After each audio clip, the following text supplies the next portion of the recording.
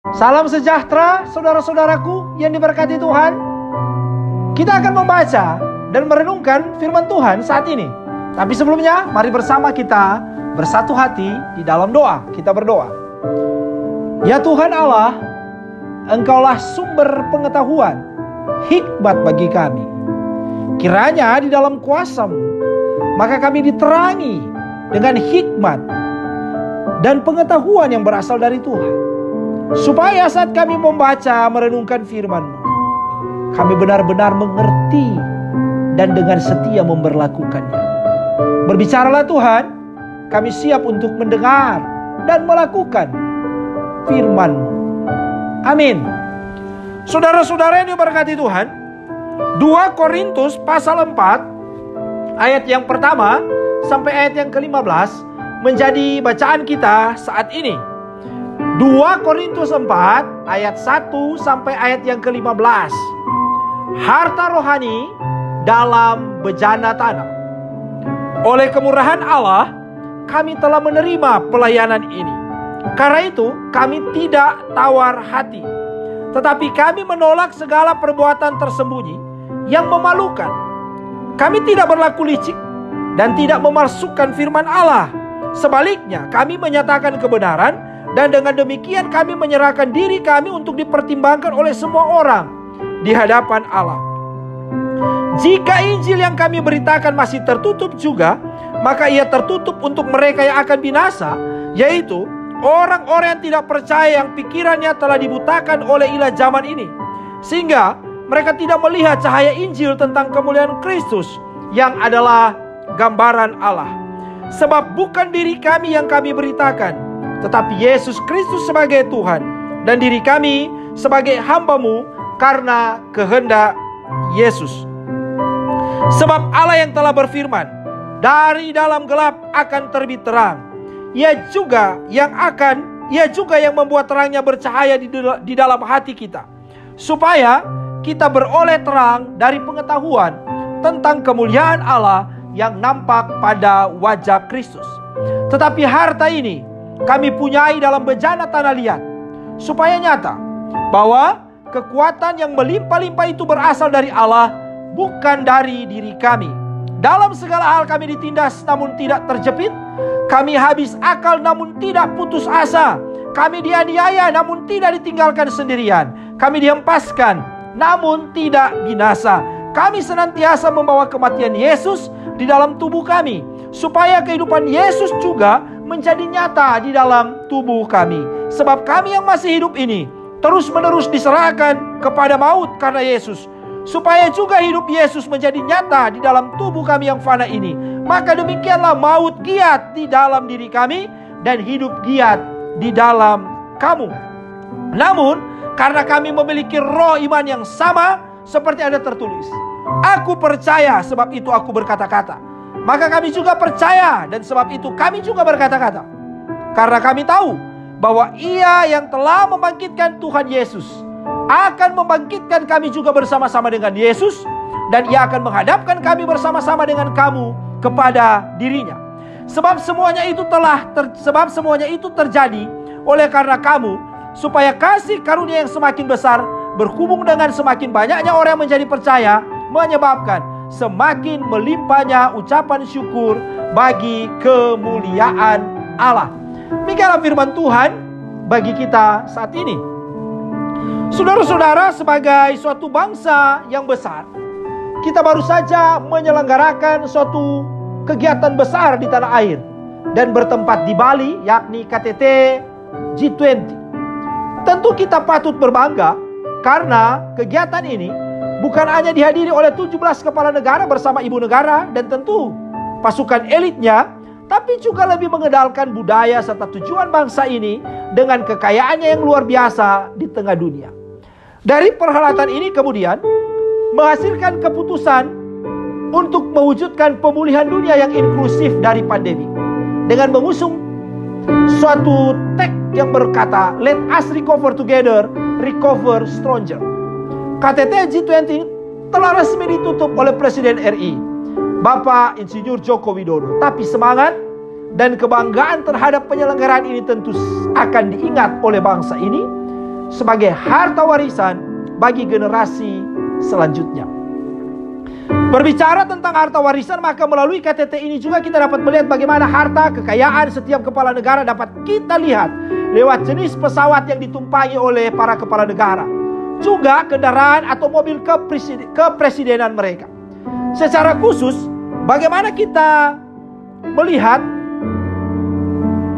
Air Force One-nya Presiden Joe Biden, terlebih mobil kepresidenannya yang bernama The Beast. Mobil kepresidenan ini dipercaya sebagai salah satu mobil teraman di dunia.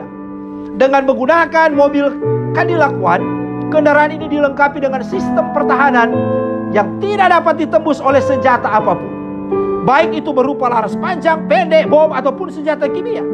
Dalam mobil ini bahkan tersedia asupan oksigen bagi Presiden Amerika Serikat dan juga kantong darahnya jika sewaktu-waktu terjadi suatu hal yang tidak diinginkan. Luar biasa tentu apa yang dipunyai oleh Presiden Amerika Serikat ini. Tentu kita akan kagum dengan semua fasilitas yang dimiliki. Tetapi saudara, sehebat apapun aset harta yang dimiliki oleh mereka, tentu saja tidak dapat melawan kuasa Tuhan atas hidup mereka. Oleh karenanya, melalui firman Tuhan saat ini kita diingatkan untuk tidak hanya kagum dengan harta dunia, bahkan mencari mengejarnya dengan mengorbankan banyak hal. Tapi jangan sampai kita lupakan yang terpenting dalam kehidupan orang percaya adalah harta surgawi. Itulah yang menjadi tema perenungan kita saat ini melalui bacaannya dalam 2 Korintus 4 ayat 1 sampai ayat 15. Suatu harta yang kita miliki dan bersifat kekal, dan tentu bukan hanya untuk kita, tapi juga bagi semua orang yang mau percaya kepada Tuhan Yesus Kristus. Saudaraku yang mengasihi Tuhan, apakah ini dimaksudkan dengan harta? Menurut teks Yunani, harta adalah thesauron, yang berarti kekayaan atau harta itu sendiri. Analytical Greek Lexicon mengartikannya sebagai the gospel knowledge atau divine illumination.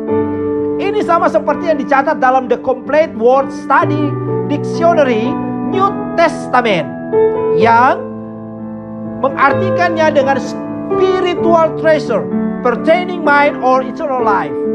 Harta karun rohani yang berkaitan dengan pikiran dan kehidupan kekal.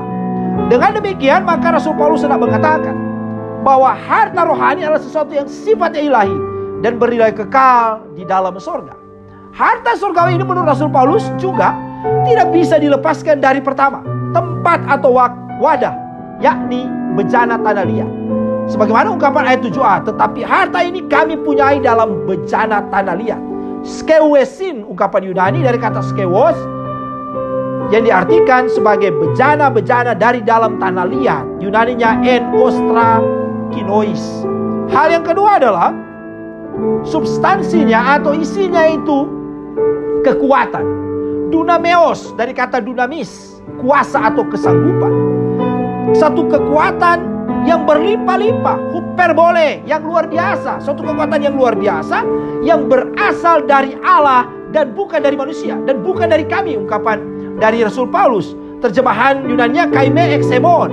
Kita memperhatikan kata hemon di sini adalah berasal dari kata ego, yaitu aku atau keakuan. Jadi kekuatan yang berlimpah-limpah yang luar biasa dari Tuhan ini bukan karena keakuan karena kita, tapi karena Tuhan. Saudaraku yang diberkati Tuhan, menjadi pertanyaan juga bagi kita, mengapa bejana yang Paulus pilih untuk dijadikan contoh adalah bejana dari tanah liat? Bukankah lebih berharga jika terbuat dari perunggu, perak atau emas? Bejana-bejana bentuk plural itu berarti menunjukkan kita, saya dan saudara-saudara, yang adalah bejana dari dalam tanah liat yang dibentuk oleh Tuhan. Dialah sang penjuna dan kita adalah tanahnya serta dibentuk olehnya. Ingatkah kita tentang firman Tuhan yang terdapat dalam Yeremia 18 ayat 1 sampai 6, khususnya ayat 6b berkata, sama seperti tanah liat di tangan tukang periuk, demikianlah kamu di tanganku, di tangan Tuhan. Dengan demikian saudara-saudara, kita memahami bahwa bejana tanah liat dapat dibentuk kembali oleh seseorang tukang periuk, maka demikian pun kita di tangan Tuhan sang penjuna. Kita memang rentan, rapuh, mudah retak, serta rusak dan akhirnya menjadi tidak berguna. Tetapi di tangan Tuhan kita bisa menjadi berguna, mulia dan sempurna. Dan ketika bencananya sebagai tempat yang telah siap, maka akan diisi dengan harta surgawi, cahaya ilahi kebenaran, dan memberikan kekuatan yang berlimpah-limpah, serta berasal dari Allah dan bukan dari kekuatan manusia. Ayat yang ke-7. Di sini Rasul Paulus hendak mengatakan, hendak menjelaskan, serta memberikan teguran dan memberikan motivasi iman, agar supaya harta yang bernilai ini akan menjadikan orang benar memiliki kekuatan yang luar biasa untuk pertama, tidak tawar hati, komen, tawar hati atau menjadi jemu. Tidak tawar hati di sini untuk apa? Untuk menolak, Yunaninya apepameta, menolak perbuatan memalukan, perbuatan yang disembunyikan dari kata takrupta aiskunes. Kata krupta di sini diterjemahkan juga hal-hal yang tidak kelihatan.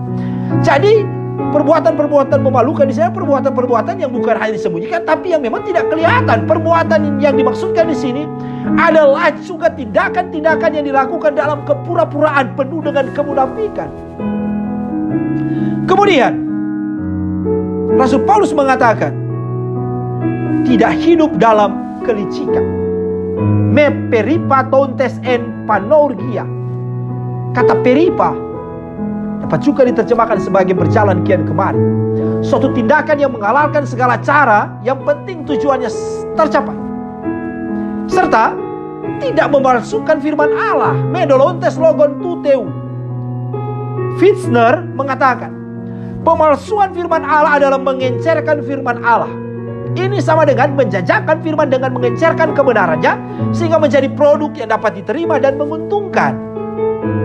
Tapi juga bagi Paulus, dia sedang mengingatkan rasul-rasul palsu yang menipu dengan bahasa yang manis dan pernyataan-pernyataan yang palsu. Oleh karenanya, Rasul Paulus menghendaki orang percaya itu hidup sebaliknya. Orang percaya itu, orang benar itu harus menyatakan kebenaran. Ini penting untuk kita ingat.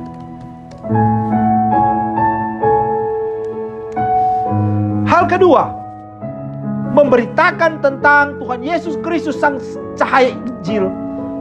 Memberitakan tentang Tuhan Yesus Kristus Sang Cahaya Injil, yang adalah kemuliaan Kristus dan merupakan gambaran Allah.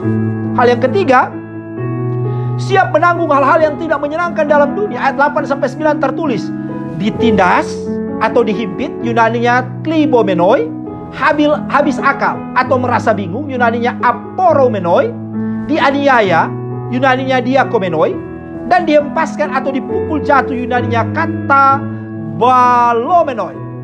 Tapi hal-hal itu tidak akan membuat kami terjepit, Yunaninya stenok horomenoi, tidak putus asa, eksaporumenoi, tidak ditinggalkan sendirian, engkatalei pomenoi, dan tidak binasa, rusak atau hilang, apolomenoi. Hal yang keempat, hal-hal di atas dapat dilalui, ditanggung, karena sebagaimana ayat 13 mengatakan, aku percaya, episteusa, bahwa kuasa kebangkitan Kristus membangkitkan, menghidupkan orang percaya dalam kemuliaan surgawi.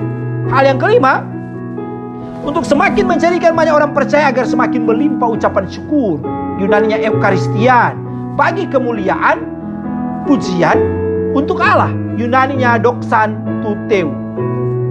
Saudaraku yang mengasihi Tuhan, melalui bacaan ini kita semua diingatkan untuk terus mencari, mendapatkan, serta memelihara dan menjaga harta surgawi, yaitu cahaya ilahi, Injil kebenaran, melalui kehidupan iman yang pertama.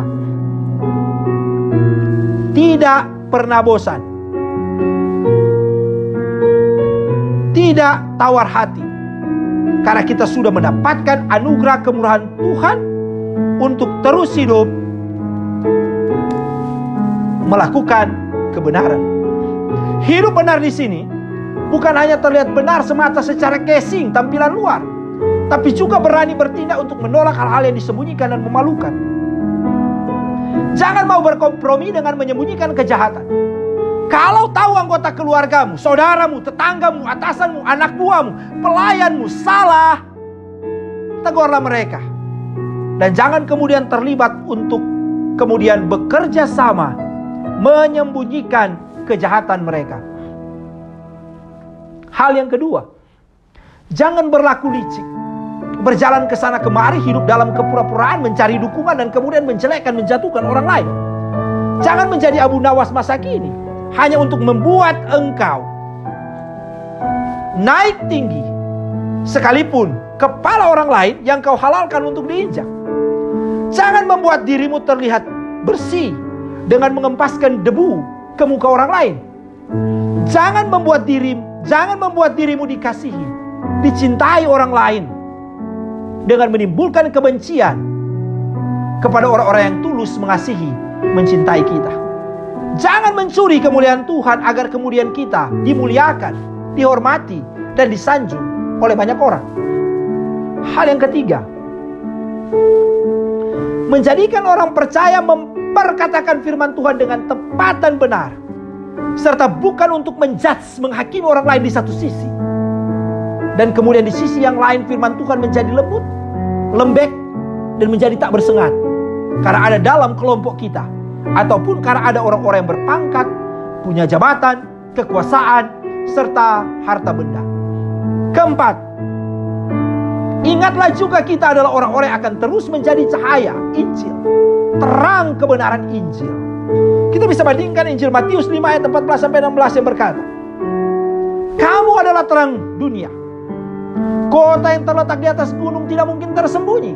Lagi pula orang tidak menyalakan pelita lalu meletakkannya di bawah kantang, melainkan di atas kaki dian, sehingga menerangi semua orang di dalam rumah itu. Demikianlah hendaknya terangmu bercahaya di depan orang, supaya mereka melihat perbuatanmu yang baik dan memuliakan Bapamu yang di sorga. Terang itu bercahaya, tidak redup atau mati. Terang itu tidak menjadi redup karena bersama-sama orang berdosa dan kemudian mati karena kita akhirnya terperangkap dan hidup dalam dosa.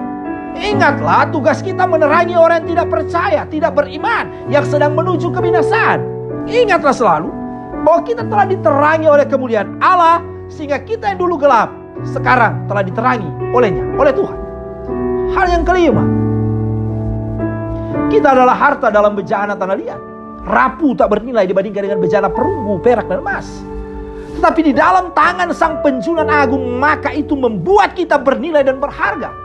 Hal ini yang membuat kita sadar bahwa Allah di dalam Tuhan Yesus Kristus yang menjadikan kita sedemikian berharga. Hal ini akan membuat kita selalu sadar untuk tidak menjadi orang yang angkuh, sombong, karena sebenarnya kita ini rentan pecah, hancur dan dibuang. Hanya oleh karena kemurahan Tuhan, saya dan saudara-saudara dilayakkan. Hal yang keenam, sebagai harta surgawi, maka kita harus siap melewati prosesnya Tuhan. Sebagaimana kesaksian Rasul Paulus, ditindas tidak terjepit, habis akal tapi tidak putus asa atau merasa bingung, dianiaya tapi tidak ditinggalkan sendirian, dihempaskan atau dipukul jatuh tapi tidak binasa. Sungguh dahsyat dan luar biasa apa yang dialami oleh Rasul Paulus. Apakah sekarang kita sedang menghadapi situasi yang sama? Bagaimanakah reaksi saudara? Menyerah atau berserah kepada Tuhan? Angkat tangan, kibarkan bendera putih, ataukah melipat jari-jari tangan kita dan berdoa? Angkat kaki, lari dari kenyataan, ataukah kaki kita gunakan untuk berlutut dan siap menghadapi kenyataan? Apapun situasi kita saat ini, jangan tinggalkan Tuhan. Tetaplah berjalan bersamanya. Ketujuh, hal yang terakhir. Karena itu, dalam segala keadaan tetaplah percaya kepada Tuhan Yesus Kristus yang telah dan olehnya maka kita pun pasti akan menang. Kemenangan-kemenangan dalam perjuangan iman membawa kita semakin berlimpah dalam ucapan syukur untuk memuliakan Tuhan. Sambil berucap, jika Allah di pihak kita, siapakah yang akan melawan kita? Siapakah yang akan memisahkan kita dari kasih Allah? Penindasan atau kesesakan atau penganiayaan atau kelaparan atau ketelanjangan atau bahaya atau pedang? Tidak. Tetapi semuanya, tapi dalam semuanya itu kita lebih daripada orang-orang yang menang oleh Dia Tuhan yang telah mengasihi kita, saya dan saudara-saudara. Kita bisa membandingkan ini dalam catatan Rasul Paulus bagi jemaat di Roma Roma 8 ayat 31 sampai 37. Akhirnya saudaraku yang terkasih, jangan pernah melupakan harta surgawi, cahaya Injil kebenaran, terang dalam Tuhan Yesus Kristus yang telah menyelamatkan saya dan saudara-saudara. Olehnya maka biarlah dirimu serta kehidupanmu selalu benar dalam Tuhan. Ingatlah, jangan hanya sibuk mencari harta dunia, di mana ngengat dan karat dapat merusakkannya. Tapi harta surgawi, itulah yang harus terus kita miliki di tengah-tengah hidup ini. Tuhan memberkati kita semua. Amin. Mari kita berdoa. Terima kasih ya Tuhan Allah. Firman diberitakan, firman dinyatakan. Kami mendengarnya dengan setia. Kami juga dengan setia mau memberlakukannya dalam kehidupan ini, supaya terang kasih Kristus nyata bagi banyak orang. Bukan hanya menerangi kami, tapi juga menerangi banyak orang, termasuk mereka yang masih berada dalam kegelapan. Terima kasih Tuhan. Ini doa ucapan syukur kami di dalam nama Yesus Kristus.